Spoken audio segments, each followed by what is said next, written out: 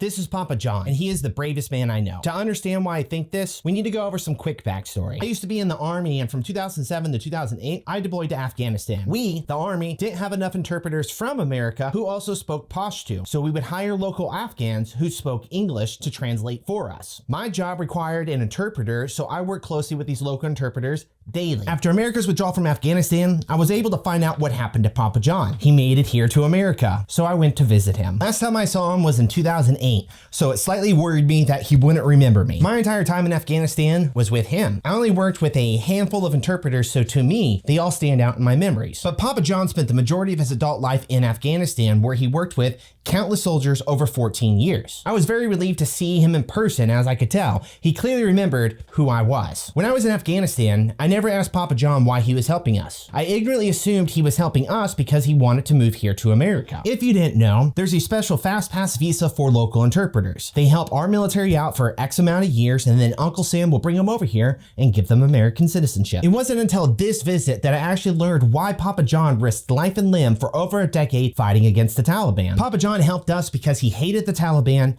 and wanted to free Afghanistan. What you really need to understand is that if I got hurt while I was in the military, my government would take care of me. I have insurance and disability pay if something happened to me. Papa John had nothing to rely on. If he got hurt, he was screwed. His government would do nothing to help him long term. Papa John knew the risk, and he still chose to fight against the Taliban. Would you take that same risk? I wouldn't, and I didn't. This is a big reason why I think Papa John is the bravest man I know. When people find out I was in the Army, they call me brave. They just assume because I joined the Army, I did it for altruistic reasons. I did not join to serve my country. I joined because I was in a horrible living situation and I needed a bailout. I asked Papa John what he missed about Afghanistan. He said everything, which confused me. Turns out America is his second place trophy. When I first learned he was in the US, I felt happy for him. But then after seeing him again and talking to him and realizing that this was second place for him, I felt bad. You're probably wondering why his name is Papa John. So his real name is frick. This makes me feel like a bad friend because I can't pronounce his birth name. His real name, the name his father gave him. It's too hard for me to pronounce. Pashtun is a very difficult language to learn as a native English speaker. I spent a lot of time with Papa John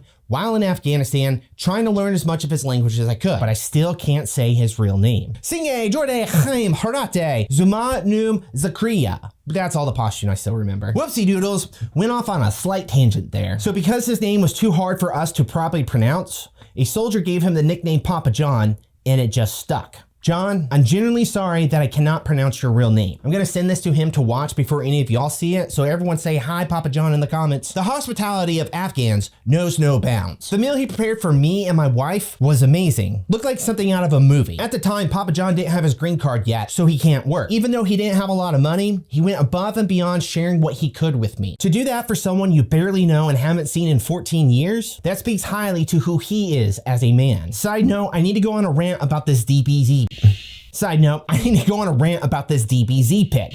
Shut up, George! Okay, guys, I have a bird and I can't get him to be quiet right now, so we're just gonna film the next part of the video in here. Hi, George. I'm really mad at some of you, furious to be quite often, who, when I posted this video on Facebook, some of you chose to point out that this wasn't accurate. Now, like most 90s kids, I would race home on my bike from school every day so me and my friends can watch Dragon Ball Z. It's one of the most influential cartoons on my entire life. I absolutely love that show. Now, because I grew up in America in a safe country, I got to spend my free time dicking around, eating candy, and watching cartoons like Dragon Ball Z. So when I'm trying to do this specific pose where the people are doing that, you guys know what it is. When you're from somewhere like America, it's easy to take for granted that we got to have fun childhoods. John didn't. While I was racing home every day from school, trying to get home in time to watch Dragon Ball Z, John was in Pakistan because terrorists took over his country and tried to kill him and his family. He didn't get to sit at home and watch stupid cartoons all day like I did. So when some of you commented that John was dumb for not knowing what that pose was because we're the same age and everyone my age should know what the hell Dragon Ball Z is and how to do that pose, he read those comments. And then the next day when I went over him and I wanted to redo the thing, I wasn't going to tell him anything about your stupid shitty comments. But then he read those comments and he brought it up and it made me feel like a bad friend to John. Of course he doesn't know what that is. Why would he know what that is? Life just isn't fair. Okay, we're back in this room now.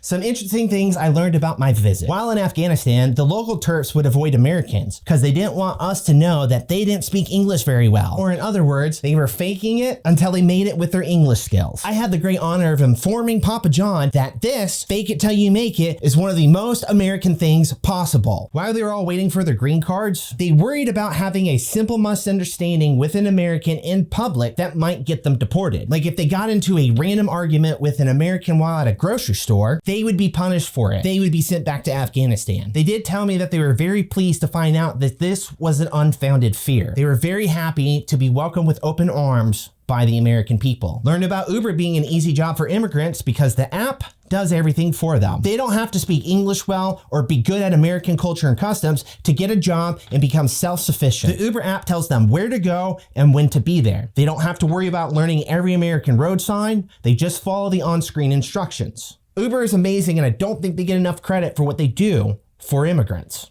The birth date on all of Papa John's legal paperwork is wrong. Someone in Afghanistan wrote it down wrong and he wasn't able to get it changed. So now all his American paperwork has that wrong birth date. To get both governments to fix his legal paperwork is a bureaucratic nightmare. And it's just easier for him to have the wrong birth date now. Compared to everything else he's had to deal with, this is a minor inconvenience. But still, I asked Papa John to call me the day he feels like an American. Not the day he gets his green card or his citizenship, but the first day he considers himself to be an American. And I'm looking forward to that phone call very much.